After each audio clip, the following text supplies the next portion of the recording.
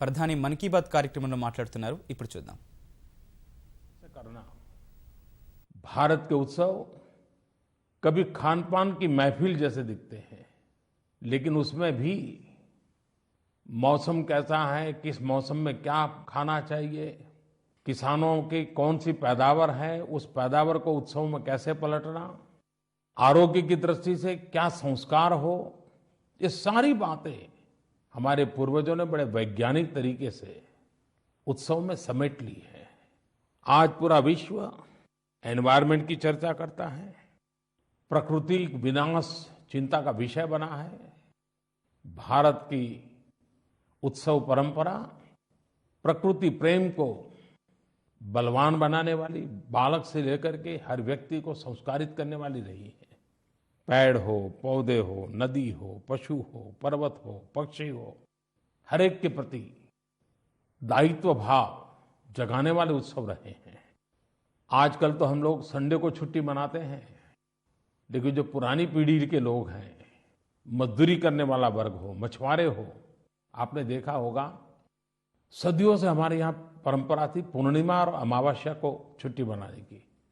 और विज्ञान ने इस बात को सिद्ध किया है कि पूर्णिमा और अमावस्या को समुद्र के जल में किस प्रकार से परिवर्तन आता है, प्रकृति पर किन किन चीजों का प्रभाव होता है और मानव मन पे भी प्रभाव होता है.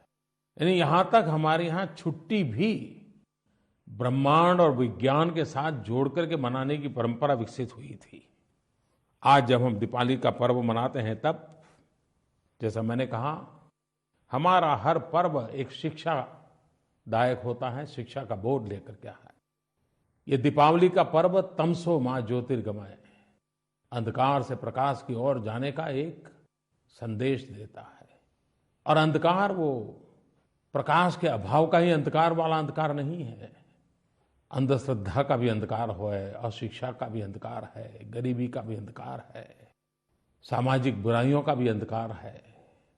दीपावली का दिया जला करके समाज दोष रूपी जो अंधकार छाया हुआ है, व्यक्ति दोष रूपी जो अंधकार छाया हुआ है, उससे भी मुक्ति, और वही तो दिवाली का दिया जला करके प्रकाश पहुंचाने का पर्व बनता है. एक बात हम सब भली भांति जानते हैं, हिंदुस्तान के किसी भी कोने में चले जाइए, अमीर से अमीर के घर में चले जाइए, गरीब से गरीब की झोपड़ी में चले जाइए, दिवाली के त्योहार में हर परिवार में स्वच्छता का अभियान चलता दिखता है. घर के हर कोने की सफाई होती है. गरीब अपनी मिट्टी के बर्तन होंगे तो मिट्टी के बर्तन भी ऐसे साफ करते हैं जैसे बस ये दिवाली आई है. दिवाली एक स्वच्छता का अभियान भी है, लेकिन समय की मांग है कि सिर्फ घर में सफाई नहीं, पूरे परिसर की सफाई, पूरे मोहल्ले की सफाई, पूरे गांव की सफाई. हमने हमारे स्वभाव और परंपरा को विस्तृत करना है, विस्तार देना है. दीपावली का पर्व अब भारत की सीमाओं तक सीमित नहीं रहा है. विश्व के सभी देशों में किसी न किसी रूप में दीपावली के पर्व को याद किया जाता है, मनाया जाता है. दुनिया की कई सरकारें भी, वहां की संसद भी, वहां के शासक भी दीपावली के पर्व के हिस्से बनते जा रहे हैं. चाहे देश पूरब के हो या पश्चिम के, चाहे विकसित देश हो या विकासमान देश हो, चाहे अफ्रीका हो चाहे आइलैंड्स हो, सब दूर दिवाली की धूमधाम नजर आती है. आप लोगों को पता होगा, अमेरिका की यूएस पोस्टल सर्विस, उन्होंने इस बार दीपावली का पोस्टल स्टैम्प जारी किया है. कनाडा के प्रधानमंत्री जी ने दीपावली के अवसर पर दिया जलाती हुई अपनी तस्वीर ट्विटर पर शेयर की है. ब्रिटेन की प्रधानमंत्री ने लंदन में दीपावली के निमित्त सभी समाजों को जोड़ता हुआ एक रिसेप्शन का कार्यक्रम आयोजित किया, स्वयं ने हिस्सा लिया. और शायद यूके में तो कोई ऐसा शहर नहीं होगा कि जहां पर बड़े ताम झाम के साथ दिवाली न मनाई जाती हो. सिंगापुर के प्रधानमंत्री जी ने इंस्टाग्राम पर तस्वीर रखी है और उस तस्वीर को उन्होंने दुनिया के साथ शेयर किया है और बड़े गौरव के साथ किया है. और तस्वीर क्या है? सिंगापुर पार्लियामेंट की 16 महिला एमपीज भारतीय साड़ी पहन करके पार्लियामेंट के बाहर खड़ी है और ये फोटो वायरल हुई है। और ये सब दिवाली के निमित्त किया गया है। सिंगापुर की तो हर गली मोहल्ले में इन दिनों दिवाली का जश्न मनाया जा रहा है। ऑस्ट्रेलिया के प्रधानमंत्री ने भारतीय समुदाय को दीपावली की शुभकामनाएं और ऑस्ट्रेलिया के विभिन्न शहरों में दीपावली के पर्व में हर समाज को जुड़ने के लिए आह्वान किया है। अभी न्यूजीलैंड के प्रधानमंत्री आए थे। उन्होंने मुझे कहा कि मुझे जल्दी इसलिए वापस जाना है कि मुझे वहां दिवाली के समारोह में शामिल होना है। कहने का मेरा तात्पर्य ये है कि दीपावली ये प्रकाश का पर्व विश्व समुदाय को भी अंधकार से प्रकाश की ओर लाए जाने का एक प्रेरणा उत्सव बन रहा है। दीपावली के पर्व पर अच्छे कपड़े, अच्छे खान पान के साथ साथ पटाखों की भी बड़ी धूम मची रहती है और बालकों को, युवकों को बड़ा आनंद आता है।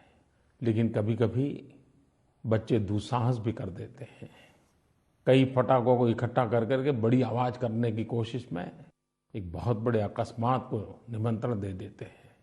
कभी ये भी ध्यान नहीं रहता है कि आसपास में क्या चीजें हैं, कहीं आग तो नहीं लग जाएगी।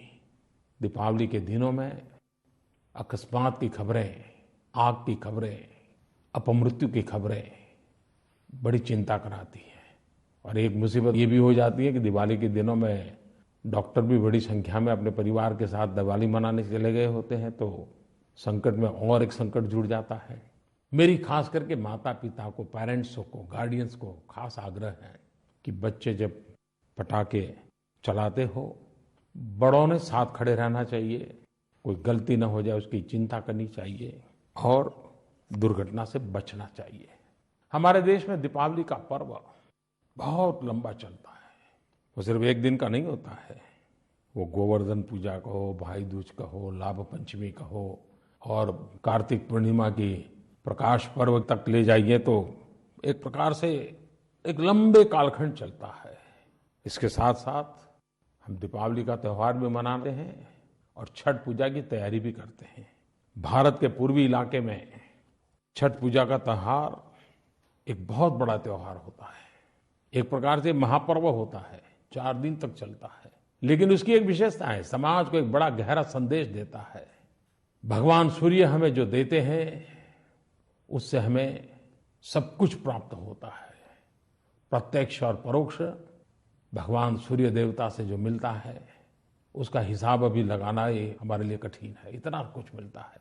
और छठ पूजा सूर्य की उपासना का भी पर्व है। लेकिन कहावत तो ये हो जाती है कि भाई दुनिया में लोग उगते सूरज की पूजा करते हैं। छठ पूजा एक ऐसा उत्सव है जिसमें ढलते सूरज की भी पूजा होती है। एक बहुत बड़ा सामाजिक संदेश है उसमें।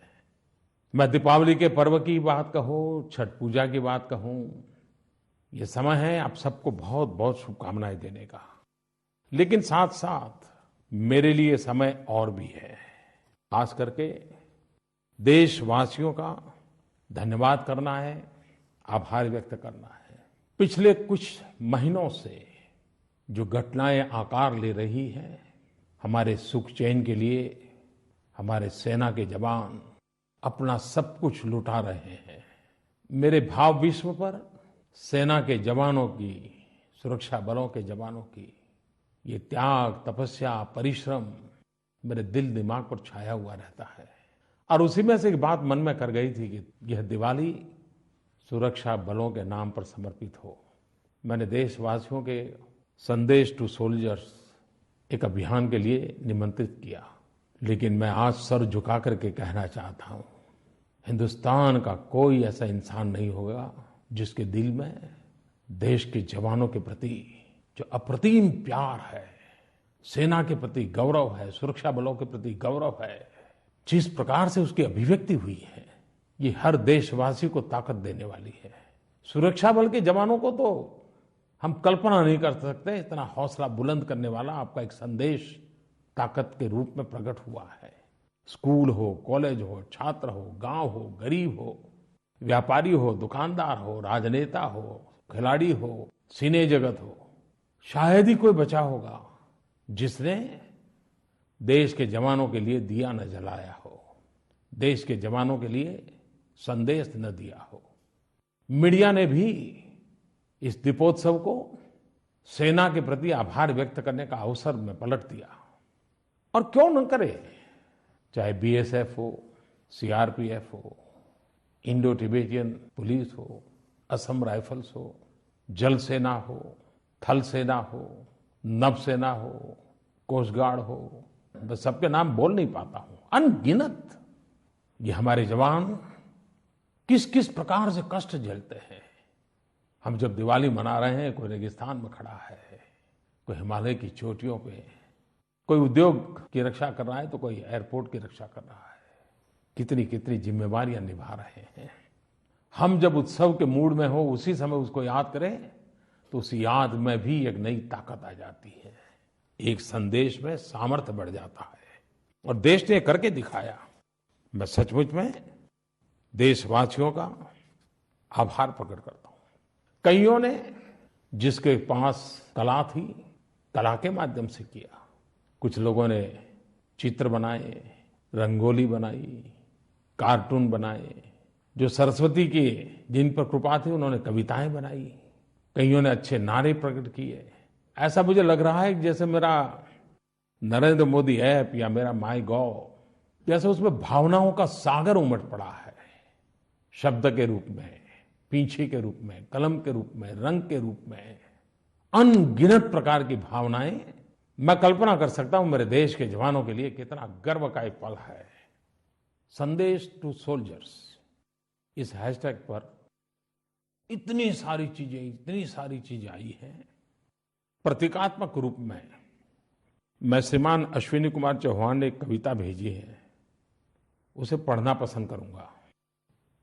अश्विनी जी ने लिखा है, मैं त्योहार मनाता हूं, खुश होता हूं, मुस्कुराता हूं। मैं त्योहार मनाता हूं, खुश होता हूं, मुस्कुराता हूं। ये सब है क्योंकि तुम हो। ये तुमको आज बताता हूं। मेरी आजादी का कारण तुम खुशियों की सौगात हो। मैं चैन से सोता हूं क्योंकि मैं चैन से सोता हूं क्योंकि तुम सरहद पर तैनात हो। शीश झुकाए पर्वत अंबर और भारत का चमन तुम है। शीश झुकाए पर्वत अंबर और भारत का चमन तुम है। उसी तरह से नानी मेरा भी है, शत शत नमन तुम है। उसी तरह से नानी मेरा भी है, शत शत नमन तुम है। मेरे प्यारे देशवासियों, जिसका मायका भी सेना के जवानों से भरा हुआ है और जिसका ससुराल भी सेना के जवानों से भरा हुआ है, ऐसी एक बहन शिवानी ने मुझे एक टेलीफोन मैसेज दिया। आइए हम सुनते हैं फौजी परिवार क्या कहता है। नमस्कार प्रधानमंत्री जी, मैं शिवानी मोहन बोल रही हूँ। इस दीपावली पर जो संदेश टू सोल्जर्स अभियान शुरू किया गया है, उससे हमारे फौजी भाइयों को बहुत ही प्रोत्साहन मिल रहा है। मैं एक आर्मी फैमिली से हूँ। मेरे पति भी आर्मी ऑफिसर हैं। मेरे फादर और फादर इन लॉ दोनों आर्मी ऑफिसर्स रह चुके हैं, तो हमारी तो पूरी फैमिली सोल्जर से भरी हुई है। और सीमा पर हमारे कई ऐसे ऑफिसर्स हैं जिनको इतने अच्छे संदेश मिल रहे हैं और बहुत प्रोत्साहन मिल रहा है आर्मी सर्कल में सभी को। और मैं कहना चाहूंगी कि आर्मी ऑफिसर्स और सोल्जर्स के साथ उनके परिवार, उनकी पत्नियां भी काफी सैक्रिफाइसेस करती हैं। तो एक तरह से पूरी आर्मी कम्युनिटी को बहुत अच्छा संदेश मिल रहा है। और मैं आपको भी हैप्पी दिवाली कहना चाहूंगी। Thank you. मेरे प्यारे देशवासियों, ये बात सही है कि सेना के जवान सिर्फ सीमा पर नहीं, जीवन के हर मोर्चे पर खड़े हुए पाए जाते हैं। प्राकृतिक आपदा हो, कभी कानूनी व्यवस्था के संकट हो, कभी दुश्मनों से भिड़ना हो, कभी गलत राह पर चल पड़े नौजवानों को वापस लाने के लिए साहस दिखाना हो, हमारे जवान जिंदगी के हर मोड़ पर राष्ट्र भावना से प्रेरित होकर के काम करते रहते हैं। एक घटना मेरे ध्यान में लाई, मैं भी आपको बताना चाहता हूं। और मैं इसलिए बताना चाहता हूं कि सफलता के मूल में कैसी कैसी बातें एक बहुत बड़ी ताकत बन जाती है। आपने सुना होगा, हिमाचल प्रदेश खुले में शौच से मुक्त हुआ, ओपन डेफिकेशन फ्री हुआ। पहले सिक्किम प्रांत हुआ था, अब हिमाचल भी हुआ, 1 नवंबर को केरल भी होने जा रहा है। लेकिन ये सफलता क्यों होती है? कारण मैं बताता हूं। देखिए, सुरक्षा बलों में हमारा एक आईटीबीपी का जवान श्री विकास ठाकुर, वो मूल तो हिमाचल के सिरमौर जिले के एक छोटे से गांव से हैं। उनके गांव का नाम है बधाना। ये हिमाचल के सिरमौर जिले से हैं। अब ये हमारे आईटीबीपी के जवान अपनी ड्यूटी पर से छुट्टियों में गांव गए थे, तो गांव में वो उस समय शायद कहीं ग्राम सभा होने वाली थी, तो वहां पहुंच गए और गांव के सभा में चर्चा हो रही थी शौचालय बनाने की। और पाया गया कि कुछ परिवार पैसों के अभाव में शौचालय नहीं बना पा रहे हैं। ये विकास ठाकुर, देशभक्ति से भरा हुआ हमारा आईटीबीपी का जवान, उसको लगा नहीं ये कलंक मिटाना चाहिए। उल्लेख किया है, मैं इन सभी राज्य के नागरिकों को इस महान कार्य के अंदर जुड़ने के लिए, देश से गंदगी रूपी अंधकार मिटाने के काम में योगदान देने के लिए हृदय से बहुत बहुत अभिनंदन देता हूं। मेरे प्यारे देशवासियों, सरकार में योजनाएं तो बहुत होती हैं और पहली योजना के बाद उसी के अनुरूप दूसरी अच्छी योजना आए तो पहली योजना छोड़नी होती है।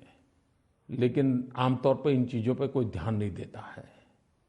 पुराने वाली योजना भी चलती रहती है, नए वाली भी योजना चलती रहती है और आने वाली योजना का इंतजार भी होता रहता है। ये चलता रहता है। हमारे देश में जिन घरों में गैस का चूल्हा हो, जिन घरों में बिजली हो, ऐसे घरों को केरोसिन की जरूरत नहीं है। लेकिन सरकार में कौन पूछता है? केरोसिन भी जा रहा है, गैस भी जा रहा है, बिजली भी जा रही है और फिर बिचौलियों को तो मलाई खाने का मौका मिल जाता है। मैं हरियाणा प्रदेश का अभिनंदन करना चाहता हूं कि उन्होंने एक बेड़ा उठाया है हरियाणा प्रदेश को केरोसिन मुक्त करने का। जिन जिन परिवारों में गैस का चूल्हा है, जिन जिन परिवारों में बिजली है, आधार नंबर से उन्होंने वेरीफाई किया और अब तक मैंने सुना है कि 7 या 8 जिले केरोसिन फ्री कर दिए, केरोसिन मुक्त कर दिए। जिस प्रकार से उन्होंने इस काम को हाथ में लिया है, पूरा राज्य, मुझे विश्वास है कि बहुत ही जल्द केरोसिन फ्री हो जाएगा। कितना बड़ा बदलाव आएगा। चोरी भी रुकेगी, पर्यावरण का भी लाभ होगा, हमारी फॉरेन एक्सचेंज की भी बचत होगी और लोगों की सुविधा भी बढ़ेगी। हाँ, तकलीफ होगी तो बिचौलियों को होगी, बेईमानों को होगी।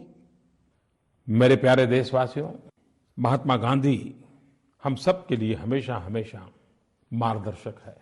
उनकी हर बात आज भी देश कहाँ जाना चाहिए, कैसे जाना चाहिए, इसके लिए मानक तय करती है। गांधी जी कहते थे, आप जब भी कोई योजना बनाए तो आप सबसे पहले उस गरीब और कमजोर का चेहरा याद कीजिए और फिर तय कीजिए कि आप जो करने जा रहे हैं उससे उस गरीब को कोई लाभ होगा कि नहीं होगा, कहीं उसका नुकसान तो नहीं हो जाएगा। इस मानक के आधार पर आप फैसले कीजिए।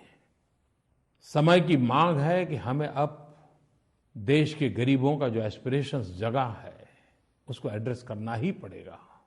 मुसीबतों से मुक्ति मिले उसके लिए हमने एक के बाद एक कदम उठाने ही पड़ेंगे। हमारी पुरानी सोच कुछ भी क्यों न हो, लेकिन समाज को बेटे बेटी के भेद से मुक्त करना ही होगा। अब स्कूलों में बच्चियों के लिए भी टॉयलेट है, बच्चों के लिए भी टॉयलेट है। हमारी बेटियों के लिए भेदभाव मुक्त भारत की अनुभूति का ये अवसर है।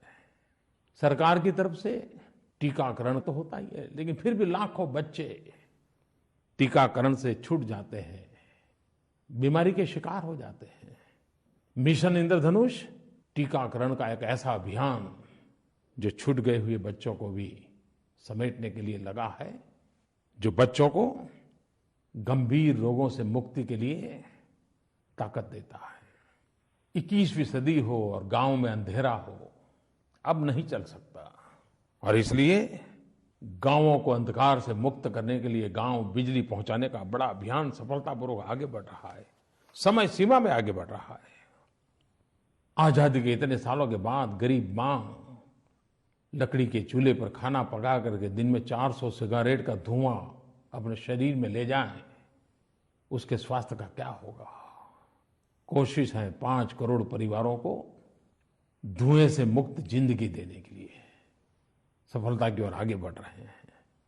छोटा व्यापारी, छोटा कारोबारी, सब्जी बेचने वाला, दूध बेचने वाला, नाई की दुकान चलाने वाला, साहूकारों के ब्याज के चक्कर में ऐसा फंसा रहता था।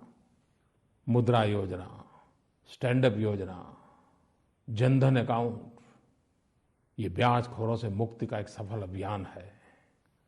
आधार के द्वारा बैंकों में सीधे पैसे जमा कराना, हकदार को, लाभार्थी को सीधे पैसे मिले, सामान्य मानवी की जिंदगी में ये बिचौलियों से मुक्ति का अवसर है। एक ऐसा अभियान चलाना है जिसमें सिर्फ सुधार और परिवर्तन नहीं, समस्या से मुक्ति तक का मार्ग पक्का करना है, और हो रहा है। मेरे प्यारे देशवासियों, कल 31 अक्टूबर इस देश के महापुरुष, भारत की एकता को ही जिन्होंने अपने जीवन का मंत्र बनाया, जी के दिखाया, ऐसे सरदार वल्लभ भाई पटेल का जन्म जयंती का पर्व है। 31 अक्टूबर एक तरफ सरदार साहब की जयंती का पर्व है, देश की एकता का जीता जागता महापुरुष, तो दूसरी तरफ श्रीमती गांधी की पुण्यतिथि भी है। महापुरुषों को पुण्य स्मरण तो हम करते ही हैं, करना भी चाहिए। लेकिन पंजाब के एक सज्जन का फोन, उनकी पीड़ा मुझे भी छू गई। प्रधानमंत्री जी नमस्कार। सर, मैं जसदीप बोल रहा हूँ पंजाब से। सर, जैसा कि आप जानते हैं कि 31 तारीख को सरदार पटेल जी का जन्मदिन है। सरदार पटेल वो शख्सियत ने जिन्हों ने अपनी सारी जिंदगी देश ਨੂੰ जोड़न ਲਈ बिता ਦਿੱਤੀ, एंड वो इस मुहिम विच आई थिंक सफल भी हुए। ही brought everybody together. We call it irony और we call it एक बुरी किस्मत कहें देश की, कि उसी दिन इंदिरा गांधी जी की हत्या भी हो गई। एंड जैसा हम सबको पता है कि उनकी हत्या के बाद देश में कैसे इवेंट्स हुए। तो सर, मैं ये कहना चाहता था कि हम ऐसे दुर्भाग्यपूर्ण जो इवेंट्स होते हैं, जो घटनाएं होती हैं, इनको कैसे रोक सकते हैं। मेरे प्यारे देशवासियों, ये पीड़ा एक व्यक्ति की नहीं है। एक सरदार वल्लभ भाई पटेल, इतिहास इस बात का गवाह है कि चाणक्य के बाद देश को एक करने का भगीरथ काम सरदार वल्लभ भाई पटेल ने किया। आजाद हिंदुस्तान को एक झंडे के नीचे लाने का सफल प्रयास, इतना बड़ा भगीरथ काम जिस महापुरुष ने किया, उस महापुरुष को शत शत नमन। लेकिन यह भी तो पीड़ा है कि सरदार साहब एकता के लिए जिए, एकता के लिए जूझते रहे, एकता की उनकी प्राथमिकता के कारण कईयों की नाराजगी के शिकार भी रहे, लेकिन एकता के मार्ग को कभी छोड़ा नहीं। लेकिन उसी सरदार की जन्म जयंती पर हजारों सरदारों के परिवारों को श्रीमती गांधी की हत्या के बाद मौत के घाट उतार दिया गया। एकता के लिए जीवन भर जीने वाले उस महापुरुष के जन्मदिन पर ही, और सरदार के ही जन्मदिन पर सरदारों के साथ जुल्म, इतिहास का एक पन्ना हम सबको पीड़ा देता है।